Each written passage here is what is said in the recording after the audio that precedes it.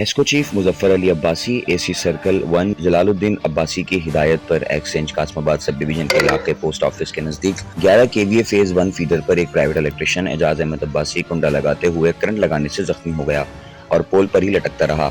ऐसी इत्तला मिलने पर एक्सचेंज कासमाबाद गुलाम फारूक तुनियो और एसडीओ कासमाबाद सुहेल अहमद कुंबर अपने तकनीकी अमले के हमरा जाए हादसा पर पहुंचे और जख्मी को नीचे उतारकर एम्बुलेंस के जरिए सिविल अस्पताल हैदराबाद इलाज के लिए रवाना किया।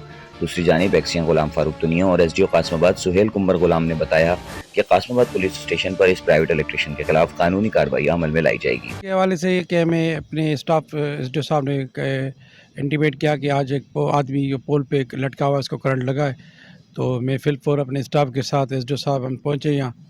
तो वो बंदा, उसका नाम एजाज अली अब्बासी था, प्राइवेट टेक्नीशियन था। वो किसी घर की कुंडा लगा रहा था, तो उसको हमने आके यहाँ से उतारा। पुलिस भी पहुँच गई थी, पुलिस की मदद से उतारा है, हॉस्पिटल उसको शिफ्ट किया है।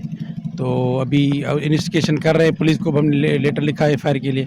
तो किसकी बिजली लगा रहा था वो भी हम इन्वेस्टिगेशन कर रहे हैं, उसके खिलाफ हम कानूनी कार्रवाई करेंगे और उस बंदे के खिलाफ भी करेंगे जो इलेक्ट्रीशियन जख्मी हुआ है, उसके खिलाफ हमें पुलिस में लेटर दर्ज करवाया है। पुलिस इन्वेस्टिगेशन कर रही है, उसके खिलाफ एफआईआर कटवाएंगे। हमने पहले भी कासमाबाद में तकरीबन 34 बंदों के खिलाफ एफआईआर कटवाई है जो बिजली चोरी में इन्वॉल्व थे, इलेक्ट्रिशियन के खिलाफ।